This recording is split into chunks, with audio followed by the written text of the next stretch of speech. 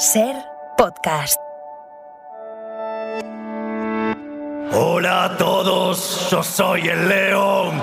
Rugió la bestia en medio de la avenida. El rugido del presidente de Argentina, de Javier Milei, llamando corrupta a la mujer de Pedro Sánchez en la convención de Vox, ha sonado tan alto que ha dejado en un peligroso segundo plano las voces de la ultraderecha europea que se han dado un baño de masas en Madrid. Crónica 24/7. Hagamos del 9 de junio el primer día en el que Europa reviva. Eva Aguado.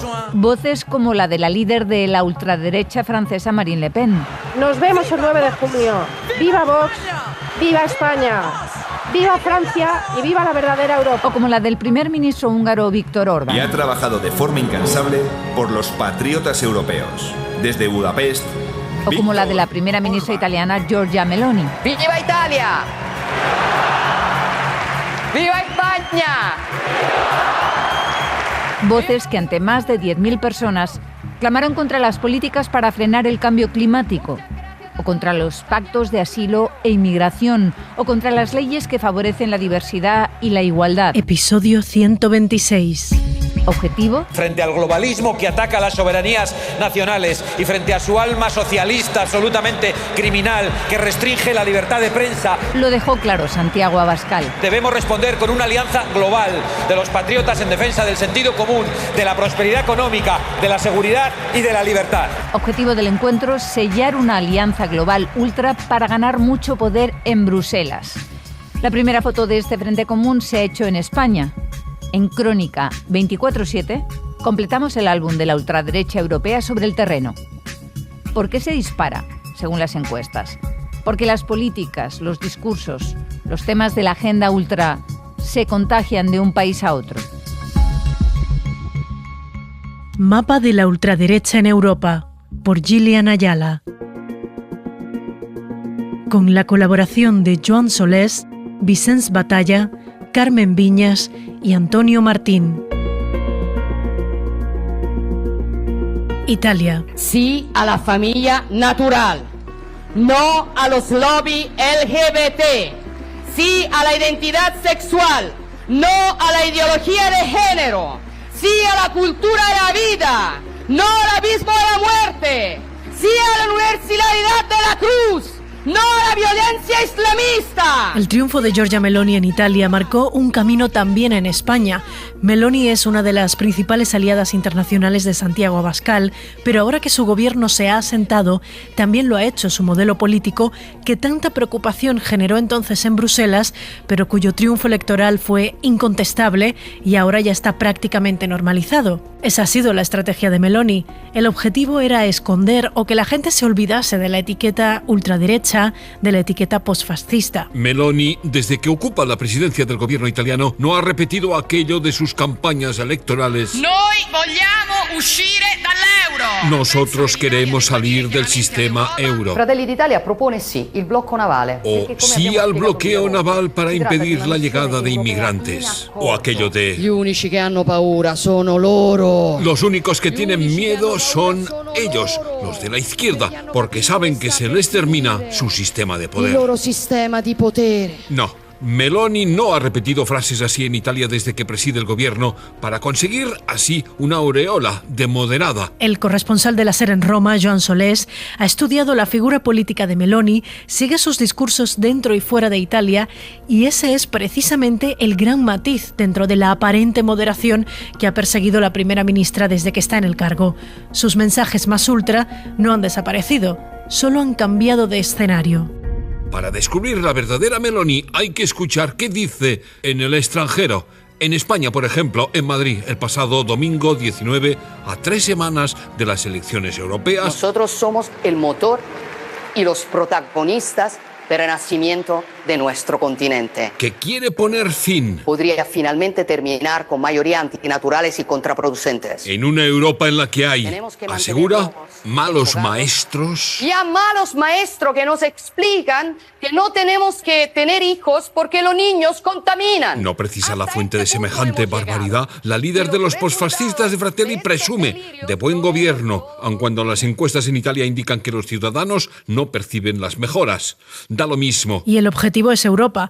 Por eso Meloni se ha echado a la espalda todo el peso de la candidatura de la ultraderecha italiana a las elecciones europeas. Se ha puesto a sí misma cabeza de lista para disparar todavía más unas encuestas que pronostican el triunfo de Fratelli d'Italia también en las elecciones al Parlamento Europeo en junio de 2024. Piensen en qué otros resultados podemos lograr si somos capaces de cambiar la mayoría actual en el próximo Parlamento Europeo. Presenta su política como un modelo a exportar a Europa. Modelo, ha dicho, apreciado en Europa, de éxito reconocido. Y de tanto insistir en ello, las encuestas de intención de voto otorgan a Meloni una victoria sin precedentes en Italia que la situaría líder de los conservadores y reformistas europeos de extrema derecha, de un fascismo de terciopelo, pero fascismo o posfascismo a fin de cuentas. Voi potrete così continuare a riempire i titoli dei vostri giornali sostenendo que sono una pericolosa fascista. Podéis seguir llenando titulares diciendo que soy una peligrosa fascista, nos dijo Meloni a los periodistas hace pocas semanas. La gente ve este gobierno y se da cuenta, añadió la primera ministra, que los extremistas en Italia son otros. Diciamo, gli estremisti in Italia stanno da un'altra parte. Francia. Que l'on retrouve aussi en Grande-Bretagne, en Belgique, en Suède, avec une... Se réjouir d'une avancée idéologique, d'une victoire même idéologique du Rassemblement national. ¡Viva Vox! ¡Viva España! Otra líder de la ultraderecha europea que ha intentado enmascarar, camuflar su discurso es la francesa Marine Le Pen. Es la líder de la oposición en 2024 y a 15 días de las elecciones al Parlamento Europeo, su partido es el que ganaría esos comicios en Francia, según las encuestas de los medios de ese país, y lo haría además con una amplia mayoría frente a los liberales de Emmanuel Macron. En Francia, de hecho, ya se habla de un concepto que ha explotado bien Meloni en Italia, el de la desdiabolización, es decir, normalizar, perderle el miedo e institucionalizar su argumentario con reivindicaciones muy cercanas a la clase media-baja, pero no solo la francesa. El corresponsal de la SER en Francia, Vicens Batalla, destaca que este planteamiento es el mismo que está explotando Le Pen para las elecciones europeas. La primera de las conclusiones de estas elecciones europeas en Francia es que se da por hecho de que el candidato del partido de Marine Le Pen vencerá ampliamente en los comicios. Se trata de Jordan Bardella, de 28 años, ya eurodiputado y ahora presidente de la formación. Es fruto efectivamente de esta estrategia de desdiabolización de Marine Le Pen, que ahora es la líder del mayor partido de la oposición en la Asamblea Nacional. Desde allí practica una táctica oportunista y es capaz de votar a favor de las mociones de censura, aunque no prosperen, de la izquierda, o la inscripción del derecho al aborto en la Constitución. A nivel europeo, y ha renunciado tanto a salir de la Unión Europea como del euro y se acomoda al espacio Schengen para la libre circulación de la inmigración siempre que este y otros tratados se puedan reformar desde dentro. De esta manera, los próximos comicios europeos se presentan para ella como un primer test para su nueva carrera a las presidenciales de 2027, cuando Macron ya no se podrá volver a presentar. Y ese es el objetivo de Le Pen, que una victoria en las elecciones europeas la legitime para llegar a ser presidenta de Francia en 2027 sin cordones sanitarios. Así se lo plantea y ha anunciado que el joven Bardella sería su primer ministro si consolidara su victoria en las legislativas. Aunque en un partido tan jerárquico y familiar como el suyo, el hecho de que Bardella tenga ahora tanto protagonismo también la incomoda por la tentación de los electores de preferirlo a ella en las futuras presidenciales. Aún así, decisiones como la de romper con sus aliados en el Parlamento Europeo de Alternativa para Alemania, con sus justificaciones sobre el pasado nazi del país, es una decisión directa de Le Pen, quien compite con la italiana Giorgia Meloni por la hegemonía de la ultraderecha desde dos grupos europarlamentarios diferentes.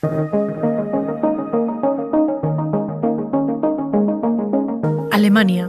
Also zum allererst, wir haben uns gestern dazu bereits ausführlich geäußert, was die Causa Bistron angeht. Das ist seine persönliche Meinung, die er dazu hat.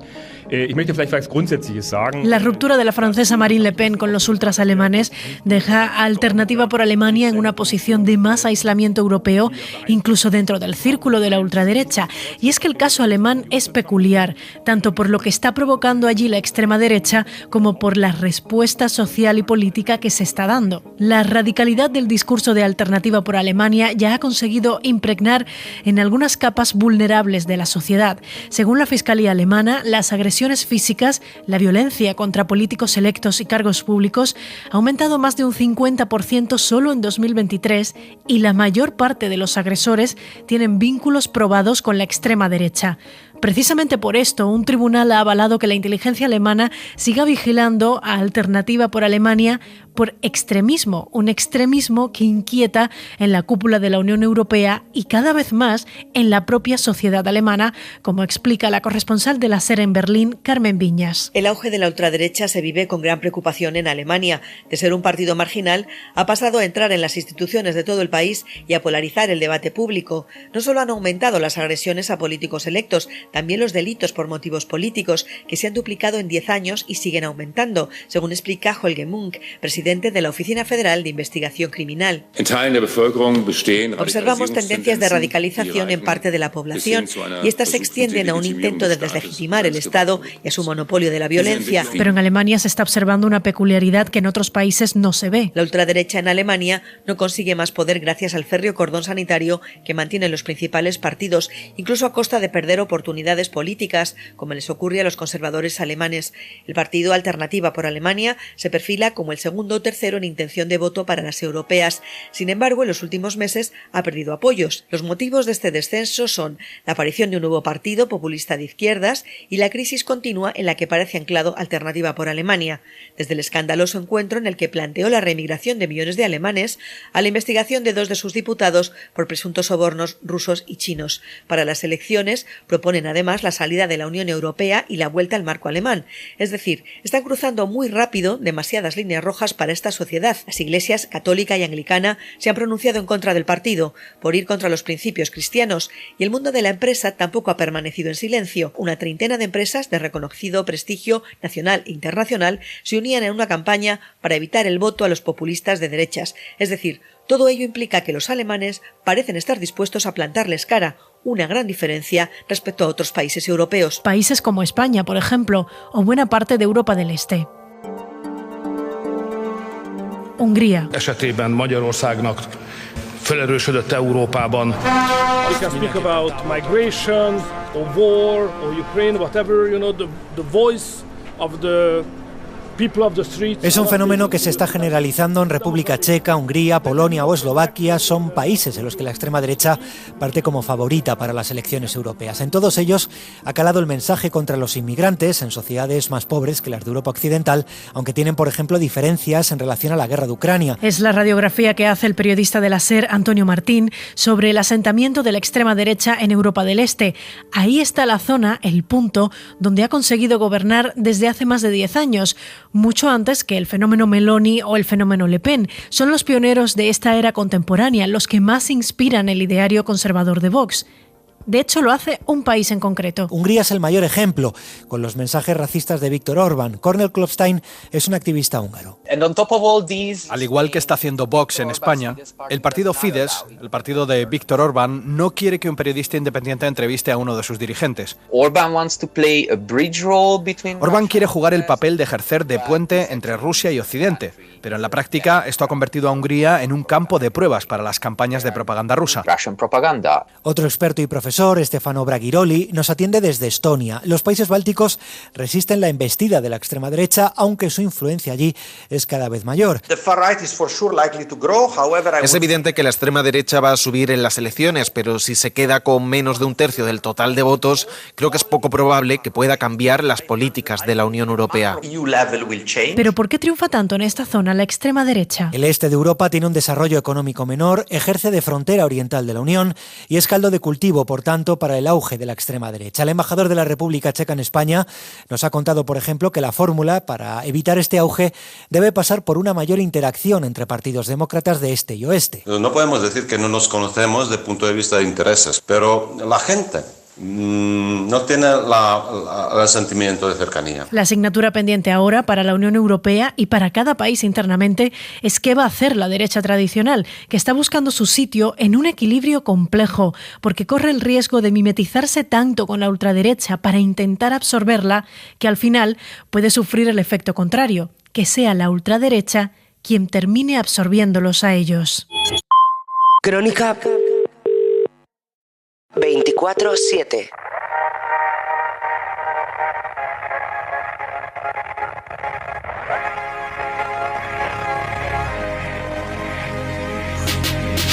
Y hablamos ahora de un fenómeno mundial que convierte en oro todo lo que toca. Tal cual. En apenas 10 años de carrera ha acumulado un patrimonio superior a $1.000 millones. Ha sido el disco al que más gente se ha suscrito antes de publicarse en la historia de Spotify. No deja de coleccionar récords musicales. Es la única artista de la historia que ha ganado 4 veces el Grammy a Mejor Álbum. Y con solo 34 años, la revista Time ya la ha puesto a la altura de Elvis o Madonna o Michael Jackson. Taylor Swift effect. So the Google searches for the Kansas City Chiefs. Les fans de Taylor Swift campent devant la Défense Arena à Nanterre. Sí, cómo no. Hablamos de Taylor Swift. De la mujer de la década, la que incluso dicen puede inclinar la balanza electoral de Estados Unidos en favor de Biden. El fenómeno. La que se estudia en algunas universidades, se documenta ya en algunos museos, la que protagoniza la gira más grande de todos los tiempos. The Eras Tour, que revoluciona y enriquece las ciudades por donde pasa y que llega ya a España. Y de eso te hablamos en Crónica 24/7, de que los viajes en tren de Barcelona y Valencia a Madrid se van a duplicar la semana que viene, incluso se van a triplicar desde Sevilla. En Crónica 24/7 te hablamos de lo que supone el huracán Swift allí por donde pasa. Taylor Swift la va a liar en España, por Pilar Díaz de Aguilar. Primero revolucionó París, luego Estocolmo. Y ahora es el turno de Madrid, donde durante 2 días van a llover millones de euros. Por concierto va a suponer en el Santiago Bernabéu pues un impacto para la hostelería en general madrileña de cerca de 10 millones de euros. Lo explica Juan José Blardoni, director general de Hostelería Madrid. Hay un 30% de los asistentes a los conciertos que van a ser turistas, que van a estar de media 2 días en Madrid y que van a consumir una media de 280 euros diarios en hoteles, restaurantes, ocio. En tan solo 24 horas, la capital acogerá 2 de los conciertos más revolucionarios de la década. Estamos hablando de una ocupación del 100%. La cantidad de dinero que ya se está manejando es tal que se prevé que la inflación en mayo suba hasta un 0,3%. Para hacernos una idea, es como si de repente tenemos un desastre en la producción de petróleo, por ejemplo, ¿no? Rubén Gutiérrez es economista y director de la Sociedad General de Autores y Editores.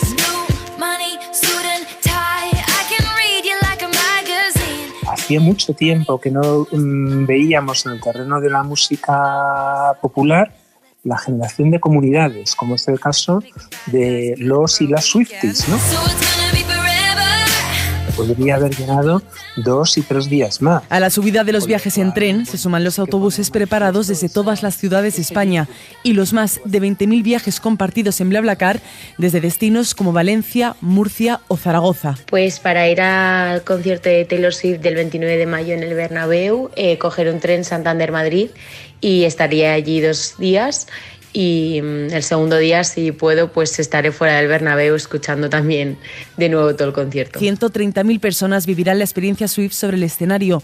Cientos de miles de seguidores que llevan meses preparando sus pulseras para intercambiarlas con el resto de fans y meses pensando el vestuario que llevarán ligado a su canción favorita. Mi disco favorito es Reputation. Entonces voy a llevar un pantalón efecto piel negro y para la parte de arriba voy a utilizar una camiseta que tiene como un estampado de periódico, de titulares de periódico, porque como ella en ese momento estaba todo el rato en la prensa, denostada. Fans como Alba. Yo voy a ir al concierto de Taylor inspirada en el álbum de Evermore.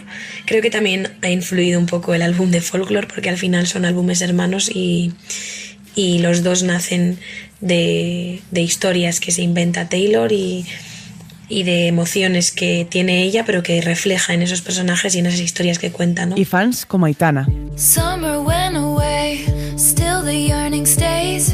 I play it cool with the best of them. Porque precisamente lo que ha provocado este fenómeno, según Elena Neira, profesora en estudios de comunicación en la Universidad Oberta de Cataluña, ha sido el vínculo del artista con su comunidad de seguidores. También es verdad que ella ha sido muy hábil y ella una cosa que se dio cuenta enseguida era de que el hecho de que ella utilice su propia vida como inspiración para sus canciones, eso había generado un fandom que estaba muy interesado por intentar buscar pues esos huevos de Pascua que lleva colocando en las canciones intentar identificar de quién hablaba en cada canción. En su primera gira en 2009 generó 15 millones de euros en total. En su último tour por Estados Unidos recaudó 70 millones en cada concierto. El punto de inflexión lo cambia la pandemia. En la pandemia ya publica 2 álbums, se publica poco antes el documental de Netflix, ella también publica el cómo fue la grabación de ese disco durante la pandemia. Y poco después su discografía vuelve a llegar a Spotify, y eso sí que es verdad que la abre a un tipo de público mucho más amplio del que ya tenía, que ya era de por sí activista. Ahora detrás de Taylor Swift hay casi 250 canciones, 10 discos y 17 años de carrera que la hacen una de las mujeres más poderosas del mundo. Que Madrid se prepare para la visita de la máquina de hacer dinero más grande del planeta.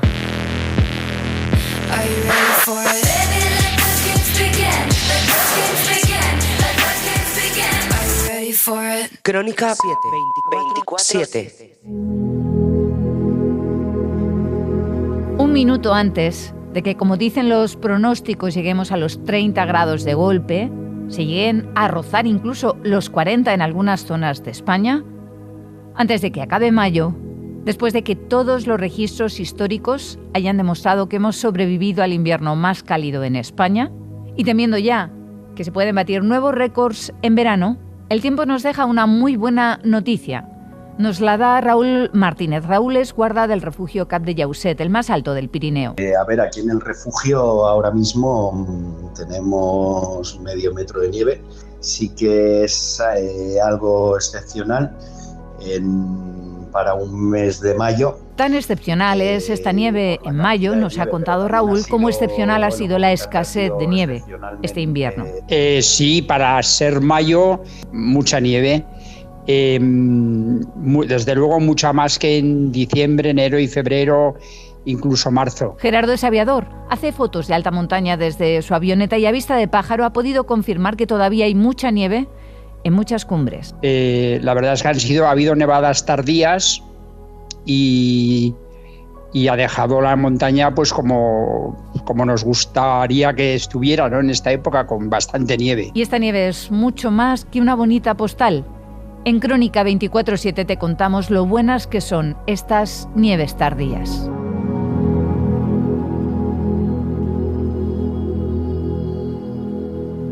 Las nieves de mayo van a hacer el agosto. Por Miguel Ángel Garrosa.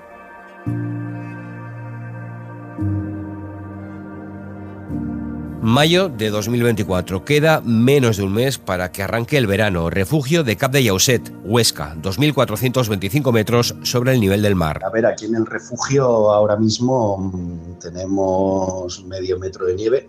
Sí que es algo excepcional para un mes de mayo.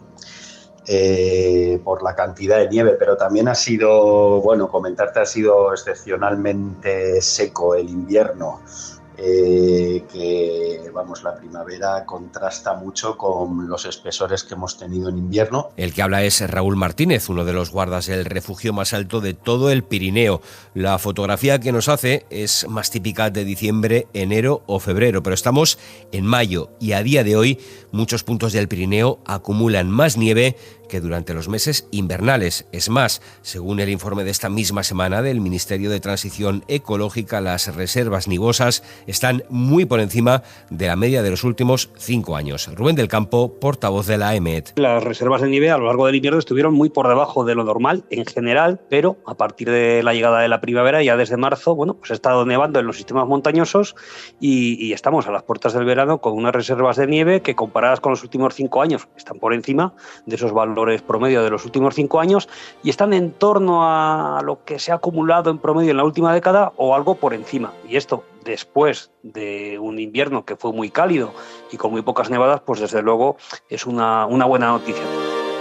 Esa acumulación de nieve es especialmente importante y visible por encima de los 2.500 metros. Testigo de ello es el aviador Gerardo Bielsa, un habitual con su avioneta en el Pirineo Central. Sí, para ser mayo, mucha nieve. Desde luego mucha más que en diciembre, enero y febrero, incluso marzo. La verdad es que ha habido nevadas tardías y ha dejado la montaña pues como nos gustaría que estuviera, ¿no? En esta época, con bastante nieve. Otro de los que esta semana ha comprobado in situ la situación es el montañero Jonathan García, uno de los alpinistas españoles más reconocidos que tiene su residencia en Benasque. Hay bastante nieve, la nieve no es la mejor calidad, claro, no es nieve polvo como la que puede caer en noviembre, diciembre, enero. Es una nieve más húmeda, una nieve más pesada, que pesa bastante más, pero igualmente es una nieve que se puede disfrutar tanto para subir como para bajar. Yo fui sin raquetas, pero es verdad que había bastante nieve, lo suyo sería ir o bien con raquetas o bien con esquís. Pero bueno, yo me fui sin nada porque la intención era ir ligero, salir corriendo desde casa y luego escalar. La cresta, lo que noté es que había bastante nieve en la cresta, claro, las crestas todavía están con bastante nieve, entonces la escalada se me hizo bastante más complicada, ya que es un tramo de escalada que suele tardar 40-50 minutos y tardé 3 horas.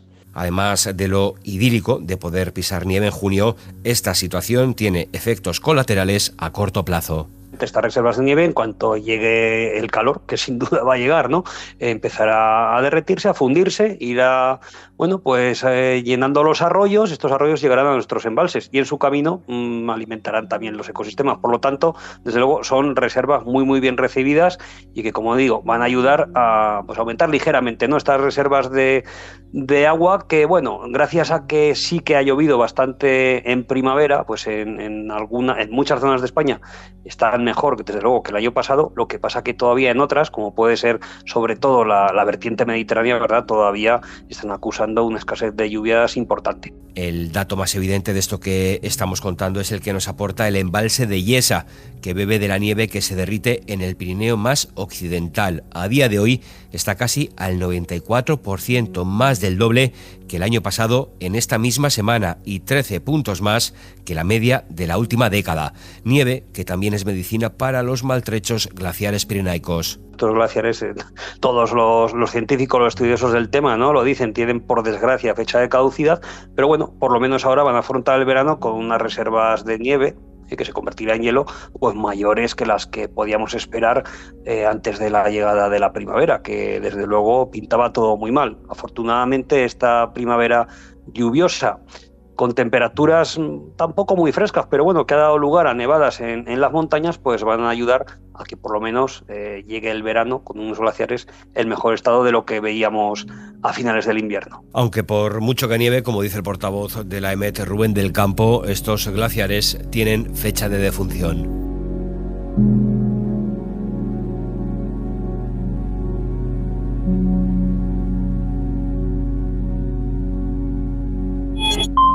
Crónica 24/7. Esto es Crónica 24/7, el podcast de reportajes de la cadena SER que cada semana busca y te ofrece testimonios, historias. Sí a la familia natural, no a los lobbies LGBT, sí a la identidad sexual, no a la ideología de género. Información, miradas. Pues para ir al concierto de Taylor Swift del 29 de mayo en el Bernabéu, coger un tren Santander-Madrid y estaría allí 2 días, y el segundo día, si puedo, pues estaré fuera del Bernabéu escuchando también de nuevo todo el concierto. Crónica 24/7 es una producción de SER Podcast. Las reservas de nieve a lo largo del invierno estuvieron muy por debajo de lo normal en general, pero a partir de la llegada de la primavera, ya desde marzo, pues ha estado nevando en los sistemas montañosos y estamos a las puertas del verano con unas reservas de nieve que, comparadas con los últimos 5 años, están por encima de esos valores promedio de los últimos 5 años y están en torno a lo que se ha acumulado en promedio en la última década o algo por encima. Dirección: Eva Aguado. Está en todas las plataformas. Suscríbete. Realización y diseño sonoro: Juan Aranaz. Disponible los sábados a las 10 de la mañana en la aplicación y la web de la cadena SER y en las principales plataformas. Cadena SER. La radio.